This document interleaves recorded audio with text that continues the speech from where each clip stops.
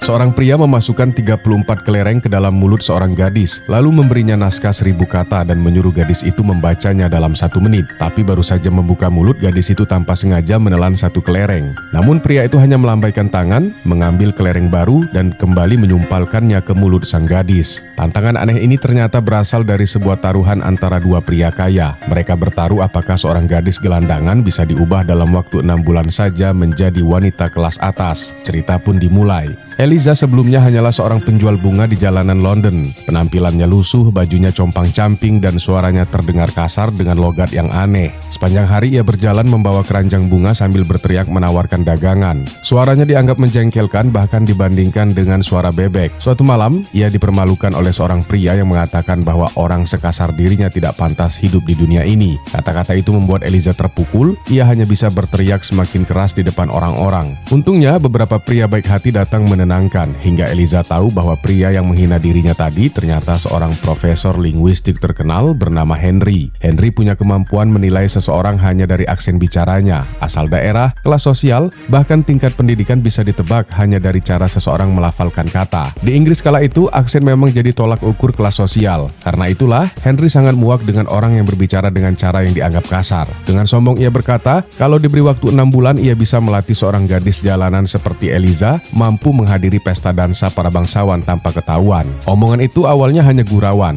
tapi diam-diam menumbuhkan harapan dalam hati Eliza. Keesokan paginya Eliza memberanikan diri mendatangi rumah Henry. Ia mengenakan pakaian terbaik yang ia punya, lalu berkata ingin belajar bicara dengan akses London yang baik agar bisa bekerja di toko bunga. Sebagai bayaran, ia rela memberikan sekeping koin. Henry mentertawakannya. Baginya ia sangat memalukan. Ia bahkan ingin segera mengusir Eliza, tapi saat itu seorang kolonel yang sedang menginap di rumah Henry tertarik dengan tekad Eliza. Sang kolonel lalu mengajukan taruhan. Jika dalam 6 bulan Eliza berhasil lolos di pesta dansa tanpa ada yang menyadari dirinya gadis jalanan, maka semua biaya pelatihannya akan ditanggung. Henry yang angkuh merasa tertantang. Ia langsung menerima taruhan itu. Menurutnya 6 bulan sudah cukup untuk mengubah Eliza menjadi wanita elegan. Namun ternyata prosesnya jauh lebih sulit dari yang ia bayangkan, sebab Eliza tumbuh di lingkungan kumuh, jarang mandi, dan tidak pernah mendapatkan pendidikan yang layak.